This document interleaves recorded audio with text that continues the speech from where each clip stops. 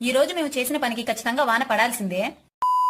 నిజానికి ఎప్పుడో కానీ ఇలాంటి వింతలు జరగవు. గత సంవత్సరం నుండి మేము మా గార్డెన్ లో చెట్లు కట్ చేయడం లేదు. ఇదే అదునుగా తీసుకుని అవేమో ఎక్కువగా పొదలుగా పెరిగిపోయాయి. కత్తి కూడా చూడండి ఎలా తుప్పు పట్టేసిందో. కొన్నందుకు తుప్పు పట్టినా కానీ బాగా కట్ చేస్తుంది. మళ్ళీ కట్ చేయాల్సి వస్తుందని చిన్నగా కట్ చేస్తున్నాం అనుకుంటున్నారేమో. షో చెట్లు అంటే చిన్నగానే ఉండాలి కాబట్టి అలా కట్ చేస్తున్నాము.